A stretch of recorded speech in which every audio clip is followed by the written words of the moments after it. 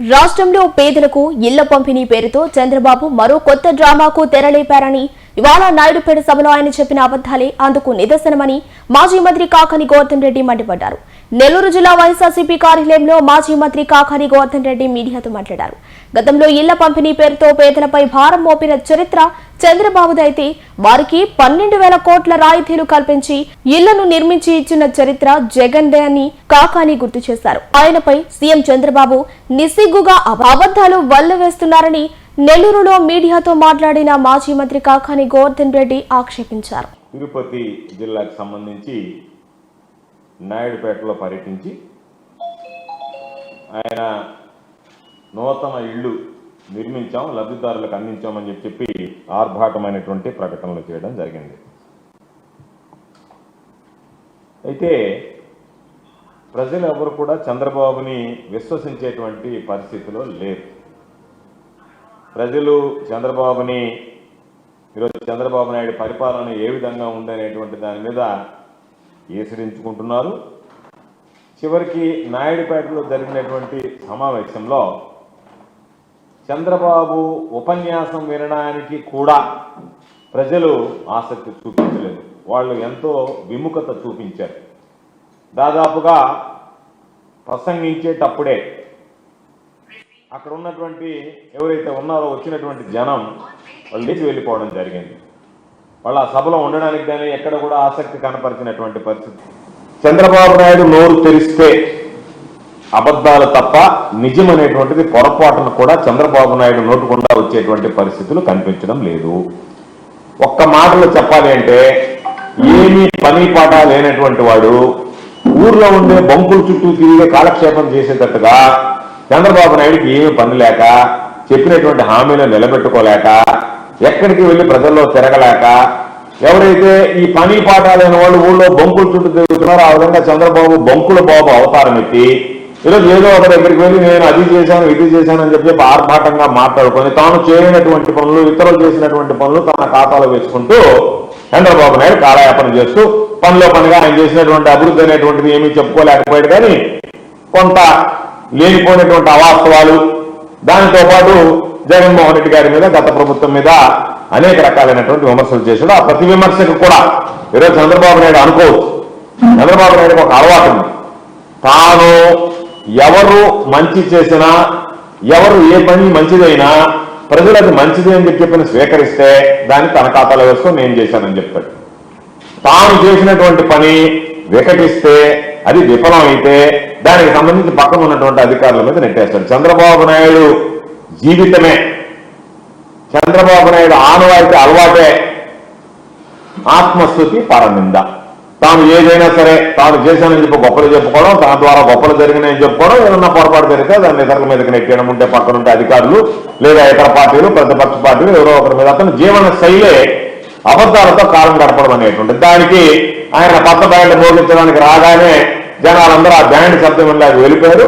కొత్త పత్రికలు మాత్రం బాకాలుదేటువంటి పరిస్థితి కనపడుతుంది. దానికి సంబంధించి ఆయన వరకే మీరు చూడండి, ఎక్కడా కూడా ఈరోజు మొత్తం లైవ్ అంతా చూశానండి.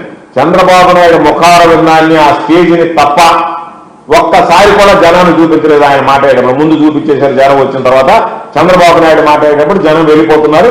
అది ఎక్కడా కూడా చూపించినటువంటి పరిస్థితి లేదు. అయితే చంద్రబాబు నాయుడు ఎన్ని అబద్ధాలు చెప్పినా వాస్తవాలు చెప్పడానికి, చంద్రబాబు నాయుడు చెప్పినటువంటివన్నీ అబద్ధాలను చెప్పడానికి వైఎస్ఆర్ కాంగ్రెస్ పార్టీ ఉంది, మేమున్నాం. ఈ జిల్లాలో సంబంధించి చంద్రబాబు నాయుడు కన్ను ఆర్పకుండా చెప్పినటువంటి ప్రతి అబద్ధానికి కూడా వాస్తవం ఏంటనేటువంటిది ఈరోజు మేము చెప్పడానికి సిద్ధంగా ఉన్నాం. అందులో భాగంగానే ఈరోజు ప్రతి విషయంలో కూడా స్పష్టత ఇవ్వాలనేటువంటి ఆలోచనకు వచ్చింది.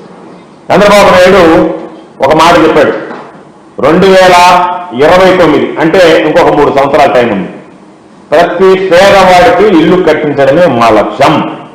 తిరుపతి జిల్లాలో 15,659 ఇళ్లు నిర్మిస్తున్నాం.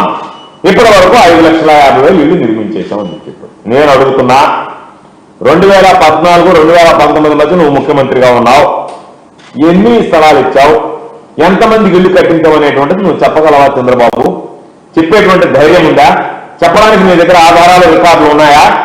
అదేవిధంగా ఈరోజు నువ్వు 21 నెలల్లో 5,50,000 ఇల్లు కట్టానని చెప్పి మరొక పచ్చి అబద్ధం చెప్పాడు. 2024లో చంద్రబాబు అధికారంలోకి వచ్చిన తర్వాత ఎక్కడన్నా ఒక ఇంటి నిర్మాణానికి భూమి పూజ చేశారా? కనీసం పునాదులు తీయడానికి ముగ్గు వేశారా? ఎక్కడన్నా నువ్వు ఇల్లు మంజూరు చేసి ఆ పనులు చేసినటువంటి పరిస్థితి ఉందా? గత వైఎస్ఆర్సీపీ ప్రభుత్వంలో ఏదైతే జగన్మోహన్ రెడ్డి గారు ఆలోచన చేసి పేదవాడికి గూడు కల్పించాలనేటువంటి లక్ష్యంతో ఇళ్లు మంజూరు చేసి నిర్మించాడో వాటికి ఫినిషింగ్ టచ్లు ఇచ్చి అప్పుడు ఆగిపోయినటువంటి పంపకుండా ఆగిపోయినటువంటి ఈ రోజు నువ్వు వాటిని పంపిణీ చేసేటువంటి కార్యక్రమంలో చెప్పినటువంటి అబద్ధం చెప్పకుండా మాట్లాడేటువంటి పరిస్థితి ఏర్పడింది. నువ్వే చెప్పావు వైఎస్ఆర్సీపీ ప్రభుత్వంలో 6,55,000 ఇళ్లు కట్టారు. అర్బన్ దానికి సంబంధించినటువంటి కింద అర్బన్ పథకం కింద ఇచ్చినటువంటి వాటిలో నిధులన్నీ కూడా వాడేశారు. 815 కోట్లు అప్పు పెట్టారు. మంచి ఇళ్లు కడితే వాటిని నాశనం చేశారు. వీళ్ళకి మనసు ఎలా వచ్చిందో అర్థం కాలేదు అని చెప్పి చంద్రబాబు నాయుడు మాట్లాడారు. ఒక మనిషి ఎంత నిస్సిగ్గుగా పచ్చి అబద్ధాలు మాట్లాడతాడు అనేటువంటి దానికి ఈరోజు చంద్రబాబు నాయుడు మాట్లాడినటువంటి ఈ మాటలు ఉదాహరణ. అసలు నువ్వు ఇల్లే కట్టకుండా ఇల్లే పూర్తి చేయకుండా ఈరోజు మంచి ఇల్లు కడితే వీళ్ళకి నాశనం చేయడానికి మనసు ఎలా వచ్చిందని అంటే అసలు నీ జీవితంలో నువ్వు ఎప్పుడన్నా మంచి పని చేసావా? ఎవరికైనా 10 మందికి ఉపయోగపడేటువంటి పని జరిగిందా? 10 మందికి ఉపయోగపడాలనేటువంటి ఆలోచన ఏ రోజైనా చేసినటువంటి పరిస్థితులు ఉన్నాయా? కాబట్టి వైఎస్ఆర్ కాంగ్రెస్ పార్టీ ప్రభుత్వంలో 31,19,000 ఇళ్ల స్థలాలు ఇచ్చి 21,70,000 ఇళ్లు మంజూరు చేస్తే 9 లక్షల ఇళ్లు దాదాపుగా పూర్తయ్యాయి. 2 లక్షల ఇళ్లు ముగింపు దశలో ఉన్నాయి. 11,60,000 ఇళ్లు వివిధ దశల్లో ఆ రోజు పురోగతిలో ఉన్నాయి. కాబట్టి వాటికి సంబంధించి నువ్వు ఏదేదో మాట్లాడతా ఇళ్లకు సంబంధించి మొత్తం మాట్లాడడం నీకు ధైర్యం ఉంటే దాని మీద ఎవరైనా సరే తెలుగుదేశం పార్టీకి సంబంధించి చంద్రబాబు నాయుడుతో సహా ఎవరైనా సరే ఇళ్ల నిర్మాణానికి సంబంధించి కానీ ఇళ్ల స్థలాలకు సంబంధించి కానీ నువ్వు మొదట్లో 2004 నుంచి 2004 ముందు నుంచి 2004 తర్వాత రాజశేఖర రెడ్డి గారు వచ్చిన తర్వాత 2004 ముందు నువ్వు ముఖ్యమంత్రిగా ఉన్నప్పుడు ఎంత తేడా కనపడేది? చంద్రబాబు నాయుడు గారు రామారావుకు వెన్నుపోటు పొడిచి అధికారం తీసుకున్న నాటి నుంచి ఈ రోజు వరకు ఇళ్ల నిర్మాణానికి సంబంధించి కానీ ఇళ్ల స్థలాలకు సంబంధించి కానీ చంద్రబాబు నాయుడు గారు ఎవరికైనా సరే చర్చించడానికి వైఎస్ఆర్ కాంగ్రెస్ పార్టీ సిద్ధంగా ఉంది. కాబట్టి ఈరోజు నువ్వు నోరు తెరిస్తే ఏదో ఒక విధంగా అబద్ధాలు చెప్పి వెళ్ళిపోవాలి, జనాన్ని ఏదో ఒక విధంగా మభ్యపెట్టాలనేటువంటి ఆలోచన తప్ప ఇళ్లకు సంబంధించి మాట్లాడడంతో పాటు మిగతా విషయాలు కూడా మాట్లాడాడు. ఏమని మాట్లాడాడు? వైఎస్ఆర్ కాంగ్రెస్ పార్టీ ప్రభుత్వంలో 5 ఏళ్లలో దాదాపుగా 10 లక్షల కోట్ల రూపాయలు అప్పు చేశారు అని చెప్పి మాట్లాడారు.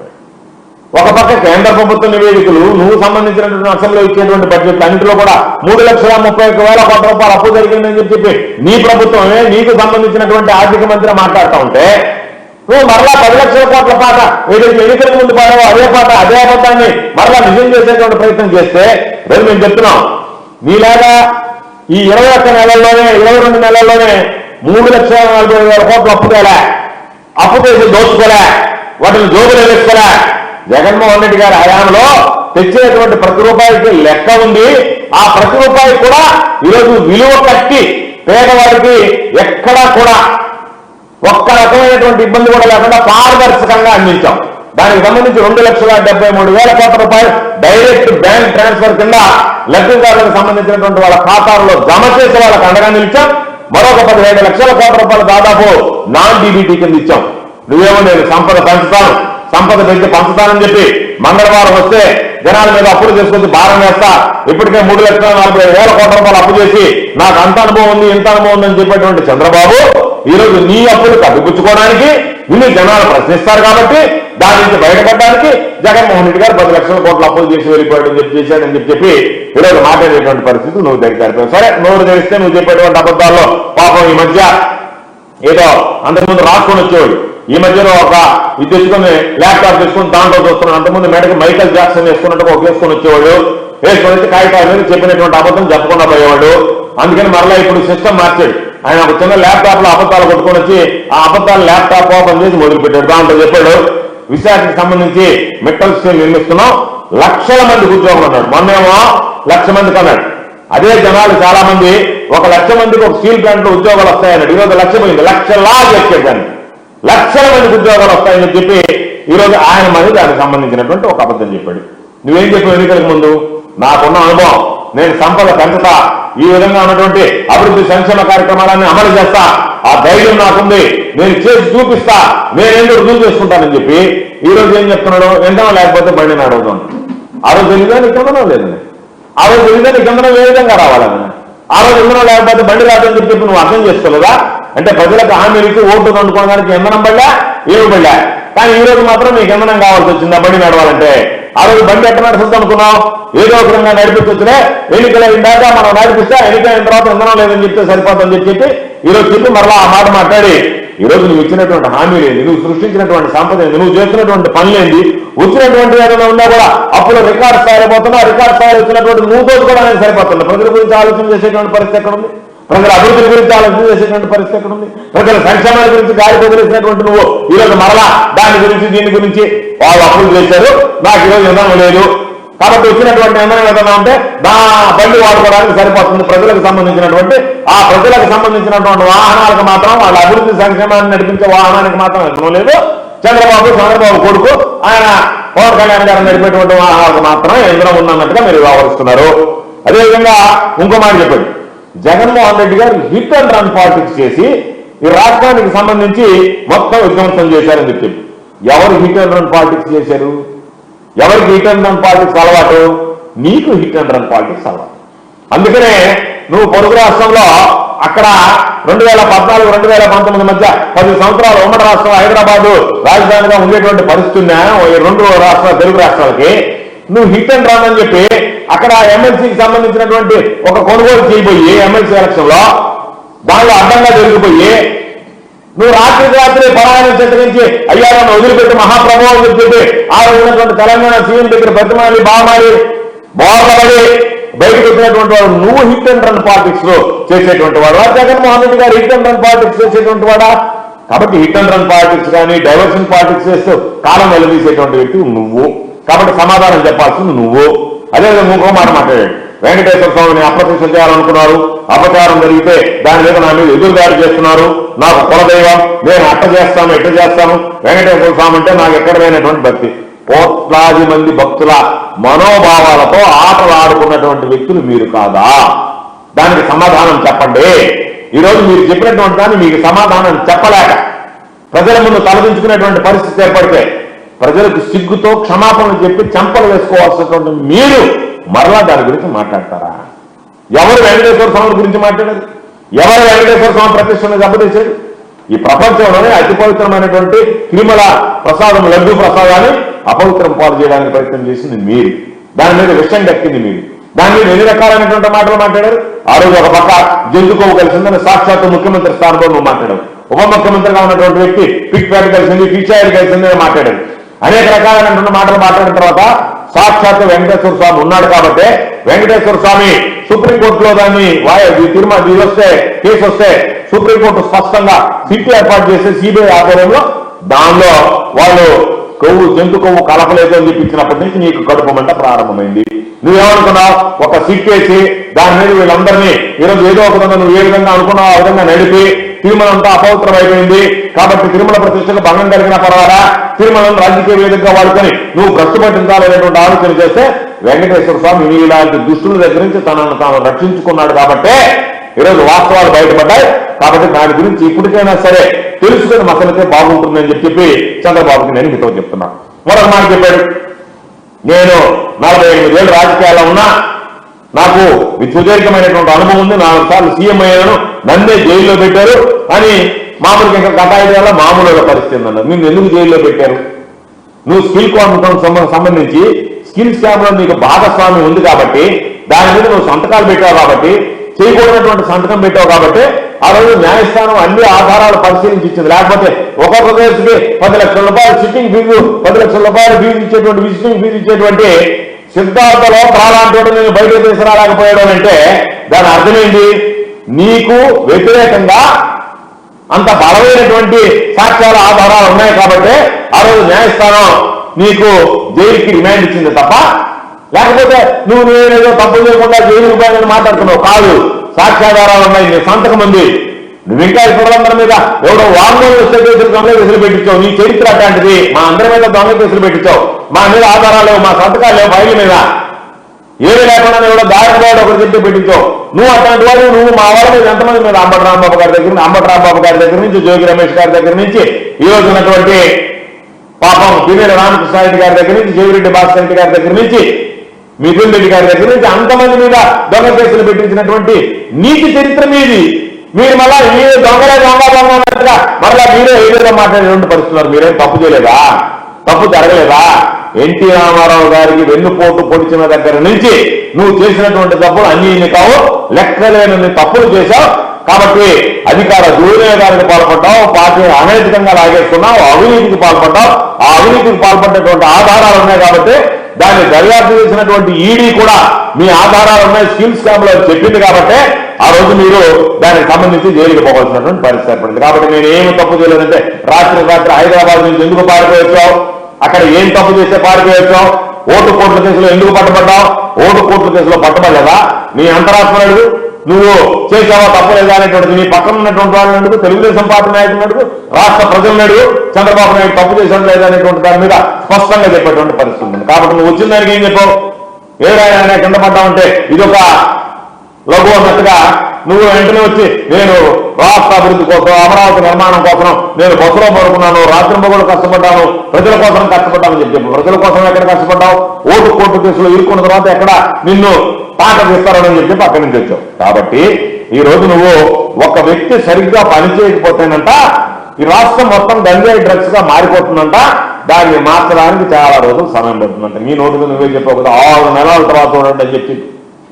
ఈ రోజు 22 నెలల తర్వాత మరలా ఇంకా టైం పడుతుంది అన్నమాట. ఈ రోజు రోజుకి మీ హయాంలో మీ ఎమ్మెల్యేలే మీ ఎంపీలే డ్రగ్స్ కేసులో తీసుకుంటున్న వాళ్ళు ఎవరు? నీ ఎంపీలు, నీ ఎంపీల అనుచరులు. ఈరోజు రాష్ట్రాల కేసులు ఎదుర్కొంటున్నది ఎవరు? సాక్షాత్ నీ పార్టీకి సంబంధించినటువంటి ఎమ్మెల్యేలు, కూటమి పార్టీకి సంబంధించినటువంటి ఎమ్మెల్యేలు అసాంఘిక కార్యక్రమాలు, అనేక కార్యక్రమాలు పడుతున్నారు, దాడులు చేస్తున్నారు, హత్యలు చేస్తున్నారు. ఎక్కడ దొరికితే అక్కడ గంజాయి మత్తులో, డ్రగ్స్ మత్తులో ఈరోజు ఊపుతున్నారు. కాబట్టి నువ్వు మామూలుగా రొటీన్ డైలాగ్ ఎప్పుడు చెప్తారు? ఎవరైనా ఆడబిడ్డల జోలికి వస్తే అది ఆపరు. ఇది రొటీన్ డైలాగ్. ఏ రోజు కారో చెప్పుకుంటూ పోతూ ఉండు. అదే పాపం ఆడపిల్లలకు సంబంధించి జరగకున్నటువంటి దాడులన్నా అఘాయిత్యాలను వాళ్ళ మీద జరుగుతూ ఉంటాయి. మహిళల దగ్గర నుంచి అందరి మీద వాటిని ప్రశ్నించేటువంటి వాళ్ళ మీద కేసులు పెట్టావు తప్ప నువ్వు వాటి గురించి ఆలోచన చేసేటువంటి పరిస్థితి ఓపిక నీకు లేదు. కాబట్టి చంద్రబాబు నాయుడు ఈరోజు ఎంతో దారుణమైనటువంటి అబద్ధాలు చెప్పాడు అంటే ఈరోజు నిజంగా మేము అడుగుతున్నాం. చంద్రబాబు నాయుడు మేము అడిగినటువంటి వాటికి ఈరోజు ఏదో ఆర్భాటంగా వచ్చి ఏదేదో మాట్లాడి వెళ్ళిపోయాడు. ఎక్కడైనా సరే ఇల్లు లేనటువంటి వాళ్ళకి నీ హయాంలో ఏ రోజు ఇల్లు నిర్మించాలనేటువంటి ఆలోచన చేయాలి. ఇళ్ల స్థలాలు లేనటువంటి వాళ్ళకి ఇళ్ల స్థలాలు ఇవ్వాలన్నటువంటి ఆలోచన చేయాలి.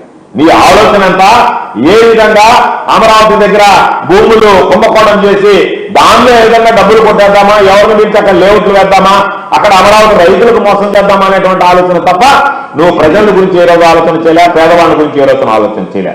జగన్మోహన్ రెడ్డి గారు ఒక్కడే ఏ రోజైనా ఏ గ్రామానికైనా వెళితే నాకు సొంత ఇల్లు లేదు అనేటువంటి ఒక్కడు కూడా, నీకు సొంత ఇల్లు లేని వాళ్ళు ఎవరన్నా ఉన్నారా ఈ గ్రామంలో అంటే ఒక్కడు కూడా నాకు లేదు అని చెయ్యి ఎత్తకూడదు అన్నట్టుగా ఆ రోజు ఇళ్లకు సంబంధించినటువంటి ఇళ్ల నిర్మాణానికి పూనుకున్నాడు. ఇళ్ల స్థలాలు ఏర్పాటు చేశాడు. కాబట్టి 2019-24 మధ్య నిరుపేదలకు ఇళ్ల స్థలాలు ఇచ్చి ఇళ్లు నిర్మించి ఇచ్చినటువంటి చరిత్ర జగన్మోహన్ రెడ్డి గారిది. దాదాపుగా 31,832 కోట్ల రూపాయలు, 32,000 కోట్ల రూపాయలు విలువైనటువంటి భూమిని 72,000 ఎకరాలకు సంబంధించి దాదాపుగా ఈరోజు దానికి సంబంధించినటువంటి ఆ భూమిని 72,000 ఎకరాల భూమిని గుర్తించి 32,000 కోట్ల రూపాయలు విలువైనటువంటి భూమిని ఆ రోజు మేము అందరికీ కూడా ఇచ్చాం. ప్రభుత్వ భూమి కొంత ఉంది. ప్రభుత్వ భూమి లేకపోతే దాదాపుగా 25,000 ఎకరాలు జగన్మోహన్ రెడ్డి గారు ఇళ్ల స్థలాల కోసం కొనివ్వాలనేటువంటి ఆలోచనతో 25,000 ఎకరాలు దాదాపు 11,000 కోట్ల రూపాయలు, 11,300 కోట్ల రూపాయలు ఖర్చు పెట్టించాడు. ఆ రోజు కాలనీలు కాదు, ఏకంగా ఊర్లు నిర్మించాం. ఈరోజు ఎక్కడికైనా సరే మీరు చూస్తాము, ఓపుకుంది, మేము గత ప్రభుత్వం చేసినటువంటి అభివృద్ధిని చూడలేనటువంటి కబుర్లు కావు అంటే ఏ రోజు వచ్చినా సరే మీరు నెల్లూరు జిల్లాకు వచ్చినా సరే నెల్లూరు జిల్లాలో జాతీయ రహదారిని అనుకుని కోట్లాది రూపాయలు విలువైనటువంటి స్థలాల్లో ఏ విధంగా పేదలకు సంబంధించినటువంటి ఇళ్ల స్థలాలు ఇచ్చాం, ఏ విధంగా ఇళ్లు నిర్మించి ఇచ్చాం అనేటువంటిది మీరు ఎవరు వచ్చినా సరే నేను ఓపెన్ ఛాలెంజ్ విసురుతున్నా. ఇక్కడికి కోత పెట్టుకోవడం, మీరు వస్తారా, మీకు నిర్మాణ శాఖ మంత్రిని పంపిస్తారా, లేదంటే పాపం జిల్లాలోనే ఉన్నాడు పాపం మన నారాయణ మున్సిపల్ శాఖ మంత్రి, ఆయన్ని పంపించినా సరే కోత పెట్టుకోవడంలో ఆయన పోయి చూసి వస్తాడు. ఎక్కడ చెప్పినా సరే మేము వచ్చి చూపించమన్నా చూపిస్తాం, అడ్రస్ ఇస్తే మీరు పోయిస్తామని చూపిస్తాం. ఊళ్ళు ఏ విధంగా ఉన్నాయి, జాతీయ రహదారులు అనుకునేటువంటిది ఒకసారి చూస్తే కనీసం చంద్రబాబు నాయుడికి జగన్మోహన్ రెడ్డి గారి పాలన పట్ల జ్ఞానోదయం దొరుకుతుంది. వేరే పరిపాలన అంటే ఈ విధంగా ఉండాలి కదా, మనం అబద్ధాలు చెప్పడం కాదు కదా, ఇది వాస్తవాలతో కూడినటువంటి పరిపాలన కదా అనేటువంటి విషయం అర్థమవుతుంది. కాబట్టి ఈరోజు మేము మొక్కుబడిగా ఎక్కడో దగ్గర సెంటు ఇంటి స్థలం చూపించరా, వాటికి సంబంధించి ఆ ఇళ్లకు సంబంధించినటువంటి దానిలో ఇళ్ల స్థలాలు అభివృద్ధి చేశాం. అక్కడ మీరు చెప్పారు వాగుల్లో ఉంది, వంకలో ఉంది, కాదు పాపం నువ్వు అక్కడ ఇచ్చావు. ఏది అమరావతి రైతులకు ఇచ్చినాయే, నువ్వు అక్కడ అమరావతి రైతులు పాపం చెరువుల్లో వాగుల్లో వంకల్లో వాళ్ళకి ప్లాట్లు ఇచ్చి వాళ్ళ దగ్గర ఇళ్ల స్థలాలు కొట్టేసి మంచి ఇళ్ల స్థలాలు మాత్రం మీరు పెట్టుకొని పాపం వాళ్ళకి సంబంధించినటువంటి అక్కడి నుంచి అదే విధంగా అందరూ ఇచ్చారని చెప్పి కనపడుతున్నాం. అది కాదు చంద్రబాబు నాయుడు గారు, ఆ విధంగా జరగలే. దాదాపుగా ఈరోజు మార్కెట్ లో ఇళ్ల స్థలాలు మేము ఇచ్చినటువంటి ఇళ్ల స్థలాలు ఎత్తుకుంటేనే 75,000 కోట్ల రూపాయలకు సంబంధించినటువంటి ఇళ్ల స్థలాలు ఇచ్చాం. 32,000 కోట్ల రూపాయలు ఖర్చు పెట్టి దానికి అవసరమైనటువంటి మౌలిక సదుపాయాలు, అవసరమైనటువంటి రోడ్లు వేసాం, ట్రైన్లు వేసాం, త్రాగునీటి వసతి కల్పించాం, విద్యుత్ సౌకర్యం కల్పించాం, అన్ని రకాల ఆ కాలనీలు అభివృద్ధి చేసాం, ఊళ్ళు నిర్మించి ఇచ్చినటువంటి పరిస్థితి. దాదాపుగా 17,000 లేఅవుట్లు వేసాం. 17,000 లేఅవుట్లు వేసి 22 లక్షల ఇళ్లు మంజూరు చేసి పేదవాడికి ఇచ్చాం. కాబట్టి మీరు మాకు సంబంధించినటువంటి దాంట్లో నవరత్నాలు పేదలందరికీ ఇల్లు అనేటువంటి ఒక ప్రత్యేకమైనటువంటి కార్యక్రమం తీసుకున్నాం. 1,80,000 రూపాయలు ఇంటికి ఇచ్చాం. 30,000 రూపాయలు వడ్డీ లేనటువంటి రుణాన్ని పాపం మహిళల పేరుతో మంజూరు చేయించాం. దానితో పాటు 15,000 రూపాయలు అనేటువంటి ఇసుక ఇచ్చాం. సిమెంటు, స్టీల్ ఏదైతే ఉందో అవి సరసమైనటువంటి ధరలకి కంపెనీలతో మాట్లాడి ఎక్కడన్నా సరే ప్రైస్ ఎస్కలేషన్ వచ్చినా రేట్లు పెంచకుండా దాని ఏదన్నా ప్రభుత్వం భరించి వాళ్ళకి సంబంధించినటువంటి సిమెంటు, స్టీల్ కూడా నేరుగా అందించి లబ్ధిదారులకు ఇళ్లు నిర్మించుకోవడానికి ఎన్ని రకాలైనటువంటి దండాలు పడాలో, ఎన్ని రకాలైనటువంటి దాని గురించి ఆలోచన చేసి ఇళ్లు నిర్మాణమే ధ్యేయంగా పేదవాడికి సంబంధించి జగన్మోహన్ రెడ్డి గారి ప్రభుత్వం పనిచేసింది. కాబట్టి దాదాపుగా ఈరోజు అన్ని రకాలైనటువంటి మౌలిక సదుపాయాలు కల్పించి మేము ఇస్తే ఈరోజు నువ్వు వచ్చి మాట్లాడి ఏదో నేను ఇచ్చేసేదని చెప్పని ఈరోజు రకరకాలైనటువంటి మాటలు మాట్లాడుతున్నావు. కాబట్టి నువ్వు ఏ రోజు వచ్చినా సరే పేదవాడికి సంబంధించి దాదాపు 45,000 కోట్ల రూపాయలకు సంబంధించినటువంటి ఆ నిర్మాణాలకు సంబంధించి ఆ లేఅవుట్ల అభివృద్ధి కోసం ఖర్చు పెట్టాం. 57,000 కోట్ల రూపాయలు ఈరోజు ఇళ్ల నిర్మాణానికి ఖర్చు పెట్టాం. 1,02,000 కోట్ల రూపాయలు పేదవాళ్ళ ఇళ్ల నిర్మాణానికి సంబంధించి జగన్మోహన్ రెడ్డి గారి హయాంలో వైఎస్ఆర్ కాంగ్రెస్ పార్టీ ఖర్చు పెట్టడం జరిగింది. కాబట్టి ఈరోజు నువ్వు చెప్తున్నావు, ఈరోజు నువ్వు వచ్చినటువంటి టిట్కో ఇళ్ల గురించి మాట్లాడదాం.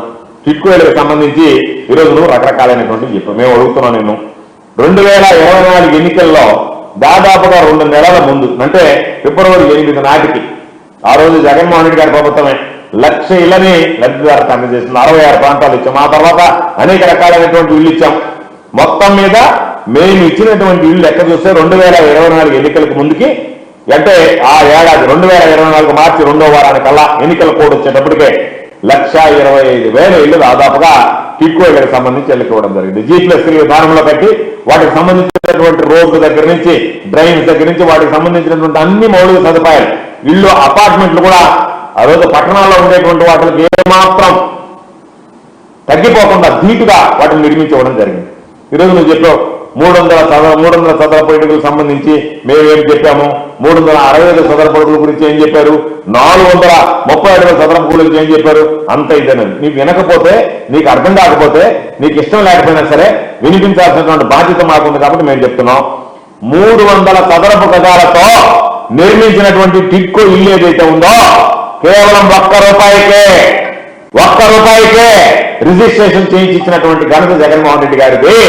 300 చదరపు అడుగులకు సంబంధించినటువంటి టిట్కో ఇల్లు కేవలం ఒక్క రూపాయికే జగన్మోహన్ రెడ్డి గారు రిజిస్ట్రేషన్ చేయించి ఇచ్చారు. కాదని చెప్పగలవా? ఆ విధంగా దాదాపుగా 1,43,600 ఇళ్లని ఒక్క రూపాయికే ఆ రోజు పాపం అక్క చెల్లెమ్మలకి జగన్మోహన్ రెడ్డి గారు రిజిస్టర్ చేసి ఇవ్వడం జరిగింది 300 చదరపు గజాలకు సంబంధించి.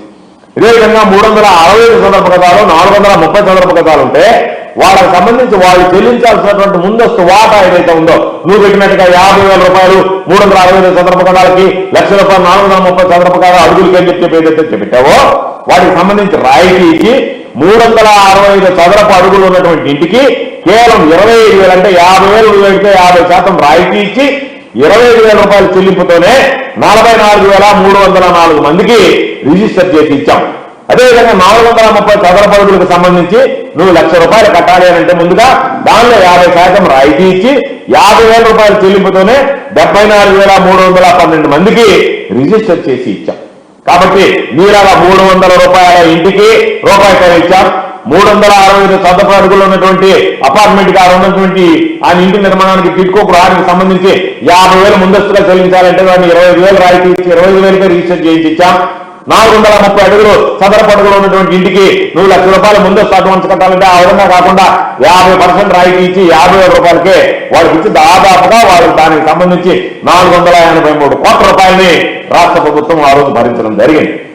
కాబట్టి ఈరోజు నువ్వు చూస్తే దాదాపుగా 300 రిజిస్ట్రేషన్ ఛార్జెస్ అని చెప్పి వాళ్ళకి సంబంధించినటువంటివి దాదాపుగా వాళ్ళు చెల్లించాల్సినటువంటి మొత్తం 482 కోట్ల రూపాయలు. అంటే రాయితీ 25,000 కట్టాల్సి 50,000 కట్టాల్సి ఉంటే 25,000, ₹1,00,000 కట్టాల్సి ఉంటే 50,000 రాయితీ ఇస్తే దానికి సంబంధించినటువంటి 482 కోట్ల రాయితీ భారాన్ని ఆ రోజు ప్రభుత్వం భరించింది, జగన్మోహన్ రెడ్డి గారి ప్రభుత్వం భరించింది.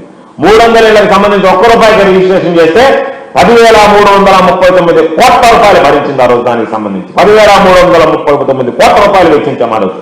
అదేవిధంగా మీరు ఈరోజు టిడ్కోలకు సంబంధించి ఉచితంగా రిజిస్ట్రేషన్ చేసినందువల్ల 1,200 కోట్ల రూపాయలు వచ్చింది. అంటే 300 ఎస్ఎఫ్టీలో ఉన్నటువంటి వాటికి రూపాయి రిజిస్ట్రేషన్ 10,339 కోట్లు, 365 430 చదరపు అడుగులకు సంబంధించి 50% రాయితీ ఇచ్చినందువల్ల 482 కోట్లు. టిడ్కోలు మొత్తం ₹1 కూడా వాళ్ళు ఖర్చు పెట్టకుండా రిజిస్ట్రేషన్ ఛార్జెస్ ప్రభుత్వమే భరించినందువల్ల 1,200 కోట్లు, మొత్తం మీద 12,000 కోట్ల రూపాయల మేర టిడ్కోలలోనే జగన్మోహన్ రెడ్డి గారు ముఖ్యమంత్రిగా 2019-2024 మధ్య లబ్ధి చేకూర్చడం జరిగింది. నువ్వేం చేసావు చంద్రబాబు? ఏం చేశావు? సిఆర్డీఏ పరిధిలో జగన్మోహన్ రెడ్డి గారు ముఖ్యమంత్రిగా ఉన్నప్పుడు ఒక 1,402 ఎకరాలలో 50,793 మందికి ఈరోజు పట్టాలిచ్చి 5,024 ఇళ్లు మే 23, 2023 ఆ ఇళ్లు నిర్మాణం కోసం పంపిణీ చేస్తే ఆ పట్టాలు వాడికి ఇవ్వాలనేటువంటి ఆలోచన చేసి ఇస్తే వాటికి సంబంధించి మొత్తం ఈరోజు నువ్వు వచ్చిన తర్వాత 50,793 ఇళ్ల పట్టాలకు సంబంధించి నువ్వు తీసుకున్నటువంటి నిర్ణయం ఏంటి?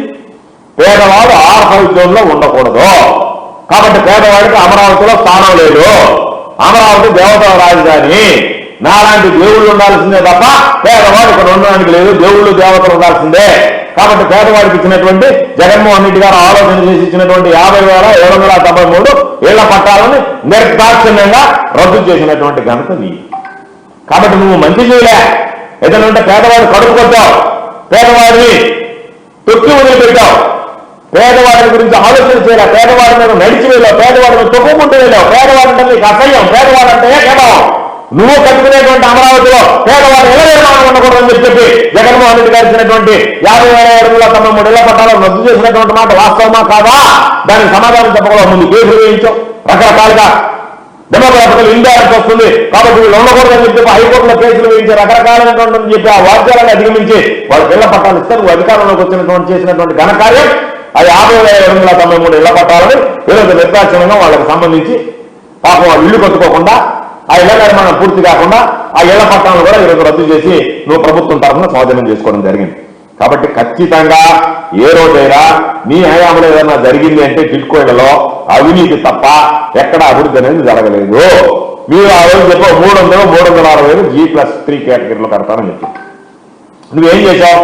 300 చదరపు గజాల ఇల్లుకి సంబంధించి మీరు 2,06,000 ధర నిర్ణయించి వాళ్ళకి బ్యాంకులో లోన్ ఇప్పించి నెలకి 3,000 లెక్కన 20 ఏళ్ళు కట్టమన్నాం. అంటే సంవత్సరానికి 30,000 లెక్కన 36,000 లెక్కన 20 సంవత్సరాల్లో 7,20,000 రూపాయలు పేదవాడి మీద భారం వేసి మేము వేయలేదే.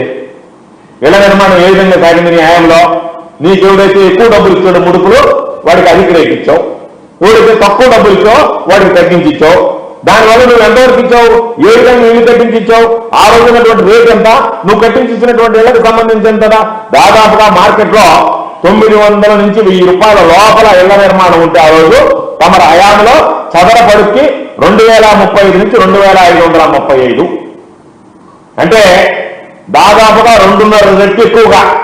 నీకు ముడుపులు ఇచ్చినప్పుడు మాత్రం బాగా ఫుల్గా ఇస్తే 2,535, మధ్యస్థంగా ఇస్తే 2,035 పెట్టి అంటే 1,000 రూపాయలకు లోపల ఉంటే ప్రభుత్వం ఈ రోజు ధర మార్కెట్ ధర కన్నా తక్కువగా నిర్మించి ఇచ్చేటువంటి అవకాశం ఉంటే దాన్ని నువ్వు తొంగలో పెట్టి నీ స్వార్థ ప్రయోజనాల కోసం నువ్వు డబ్బు జోబులు వేసుకోవడం కోసం 2035 రూపాయల నుంచి 2535 రూపాయలకి పెంచి చదరపడుకు రేటు నిర్ణయించి ఇచ్చి దోచుకున్నటువంటి నువ్వు ఈరోజు పేదల ఇల్లు గురించి మాట్లాడతావా? టిట్కో ఇల్లు గురించి మాట్లాడతావా? ఆ రోజు 5 లక్షల టిట్కో ఇల్లు ఇస్తామని చెప్పి చాలంత భూమి లేదని చెప్పి నువ్వు 3,15,000 ఇచ్చి దానికి తొలి విడతలో 3,15,000 ఇళ్లకు నువ్వు ఆ రోజు మంజూరు ఇచ్చి శ్రీకారం చుట్టి తొలి విడతలో 2,08,000 ఇళ్లు ఇచ్చి ఆ రోజు వాటికి సంబంధించినటువంటి దాంట్లో 8,929 కోట్ల రూపాయలు దాదాపుగా ఆ రోజు అవినీతికి పాల్పడ్డటువంటి మాట వాస్తవం కాదా? మీరు ఈ విధంగా నేను ఇచ్చినటువంటి దాంట్లో 7,42,000 విస్తీర్ణంలో చదరపడుగులు విస్తీర్ణంలో కడతామని చెప్పి 900 నుంచి 1000 రూపాయలు చదరపడుకు ఖర్చు అయితే 2,000 నుంచి 2,500 రూపాయలు ఈరోజు నువ్వు రేట్ ఇచ్చి వాళ్ళ దగ్గర నుంచి పేదల కడుపు కొట్టి దాదాపుగా ఆ రోజు 8,900 అంటే 9,000 కోట్ల రూపాయలు అవినీతికి పాల్పడినటువంటి చరిత్ర మీదైతే వాటికి సంబంధించినటువంటి దాంట్లో పేదవాడికి 300 చదరపడుగులకు సంబంధించి రూపాయికే 365 430కి సంబంధించి నువ్వు చెప్పినటువంటి పక్కన పెట్టి 50% రాయితీ ఇచ్చి వాళ్ళకి అండగా నిలిచినటువంటి వ్యక్తి జగన్మోహన్ రెడ్డి గారు. కాబట్టి ఏదో ఇన్ని అక్రమాలు చేసినటువంటి చంద్రబాబు నాయుడు ఈరోజు తగుదనమ్మ అంటే వచ్చి తాను ఏదో ఘనకార్యం చేసినట్టుగా పచ్చి అబద్ధాలు ప్రచారం చేస్తా ఈరోజు నేను టిట్కో ఇల్లు పంపిణీ చేశానని చెప్పి పేర్కోవడం మరొక డ్రామాగా భావిస్తున్నాం. ఎందుకంటే పోయినసారి చూసాం, పోయినసారి నువ్వు ఇల్లు ఇచ్చావు, ఆ ఇళ్ల ఓనర్లు మాట్లాడు ఏందో తెలియదయా పెద్ద ప్లైవుడ్తో చేసినటువంటి ఇదిగో తాళం ఇచ్చాడు, ఆ తాళం మేము ఇంట్లో ఉన్నాం, ఇంట్లో ఉన్న సంవత్సరం అయింది, ఇప్పుడు వచ్చి ఎందుకు తాళం ఇస్తున్నా మాకు అర్థం కాలేదని చెప్పి లబ్ధిదారులు మీడియాతో మాట్లాడారు, ప్రజల ముందు మాట్లాడారు. మేము కట్టుకున్నటువంటి తాళాలు ఇచ్చి ఏమి ఈ రోజు పెట్టినట్టుగా లెక్కేస్తున్నారు. మేము ఇప్పుడు ఇళ్ళలో ఇళ్ళలో సంవత్సరం నుంచి సంవత్సరం పై నుంచి ఉంటే ఈరోజు జగన్మోహన్ రెడ్డి గారి హయాంలోనే మా గృహప్రవేశం పూర్తయితే ఈ రోజు ఇంటి స్థానం ఇచ్చారంటే అధికారుల దగ్గరికి మీరు వెళ్ళి మీరు ఏం చేస్తారు మాకు తెలియదు, మీరు లబ్ధిదారులను గుర్తించమంటే గతంలో పెట్టినటువంటి లబ్ధిదారులను తీసుకొచ్చి మీరు ముందు నిలబెట్టి మీరు ఇస్తే ఈరోజు 100 మందికి ఇచ్చారు ఆడున్నటువంటి ఇళ్లలో. ఇస్తే మీ మీద అంత అభిమానం అంత ఆప్యాయత అంత అనురాగం ఉంటే అయ్యా మాకు ఇల్లు కట్టమని చెప్పి జనాలందరూ చదగాలి తమను చూడగానే ఎందుకు పారిపోయారు సభలో నుంచి అంటేనే నీ సభలు అటర్ ఫ్లాప్ అవుతున్నాయంటేనే చంద్రబాబు నాయుడు చెప్పేవన్నీ అబద్ధాలు. కాబట్టి ఒకటే గుర్తుపెట్టుకో, ప్రజలకు ఎటువంటి లబ్ధి కలిగించాలి అని చెప్పి జగన్మోహన్ రెడ్డి గారు ఆలోచన చేస్తే ఈ రోజు ఉన్నటువంటి మన బొంకుల బాబు ప్రజలకు లబ్ధి కలిగించాలనేటువంటి పేరుతో నేనంత లాభం ఆర్జించాలనేటువంటి ఆలోచన ఉన్నది కాబట్టి ప్రజలు బొంకుల బాబును విశ్వసించడం లేదు. కాబట్టి ఈయన వ్యవహార శైలంతా సొమ్ము ఒకటి సోకొకూడదు అన్న సందంగా తయారైపోయింది. జగన్మోహన్ రెడ్డి గారు చేసినటువంటి పనులన్నీ తన ఖాతాలో వేసుకున్నాడు కాబట్టి ఈరోజు ప్రజలకు అది ఇష్టం లేదు కాబట్టి చంద్రబాబు నాయుడు ఉపన్యాసం వినడానికి కూడా ఇష్టపడకుండా రాగానే లేచిపోయారంటేనే చంద్రబాబు నాయుడు ఇప్పటికైనా బుద్ధి తెచ్చుకుని అవాస్తవాలు చెప్పడం మాని నిజాలు చెప్తే మంచిదని చెప్పి చంద్రబాబు నాయుడు గారికి హితవు చెప్తారు.